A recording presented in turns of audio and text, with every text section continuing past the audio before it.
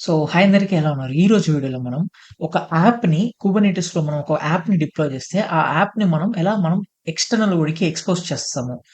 దానికి కొన్ని ఒక 3 మెథడ్స్ ఉన్నాయి. సో, అక్కడ నుంచి మనకి కనెక్ట్ అయ్యేదే ఇంగ్రెస్ కంట్రోలర్. సో, ఈరోజు వీడియోలో మనం ఒక యాప్‌ని ఎలా ఎక్స్‌పోజ్ చేయాలి ఇన్ కుబర్నెటిస్‌లో ఎలా చేస్తామో ఈరోజు వీడియోలో అయితే మాట్లాడుకుందాం. సో, లేట్ చేయకుండా వీడియోని అయితే స్టార్ట్ చేద్దాం ఫ్రెండ్స్.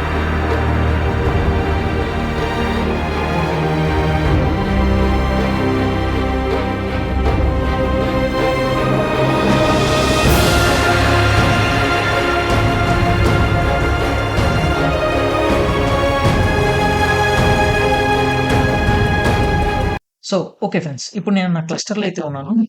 సో, ఇప్పుడు నేను ఇక్కడ ఏం చేస్తాను ఫస్ట్ ఏదన్నా డిప్లాయ్‌మెంట్ ఏదైనా రన్నింగ్‌లో ఉందో లేదో చెక్ చేద్దాం. kubectl get pod. సో, ఎటువంటి రిసోర్స్ అయితే లేదు. ఓకే. డిప్లాయ్. సో, డిప్లాయ్‌మెంట్ కూడా నాకు లేదు. ఓకే. ఇప్పుడు నేను నా లాస్ట్ వీడియోస్‌లో నేను ఒక nginx డిప్లాయ్‌మెంట్ అయితే చేశాను ఫ్రెండ్స్. సో, దీన్ని నేను ఒకసారి ఓపెన్ చేస్తాను. ఈ ఫైల్‌ని నేను ఒకసారి ఓపెన్ చేస్తాను. ఓకేనా? So, cat nginx deployment.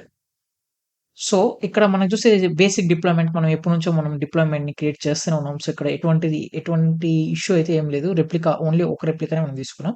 So, ఇప్పుడు నేనేం చేస్తాను దీన్ని నేను రన్ చేస్తాను. ఈ డిప్లాయ్‌మెంట్‌ని నేను క్రియేట్ చేస్తాను. సో, ls డిప్లాయ్‌మెంట్ క్రియేట్ చేయాలంటే ఎట్లా యూజింగ్ యామ్ల్ ఫైల్‌తో kubectl create -f and then nginx-డిప్లాయ్‌మెంట్.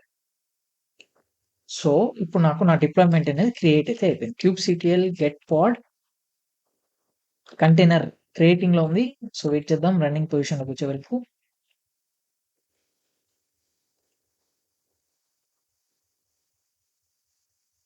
హ్మ్. రైట్.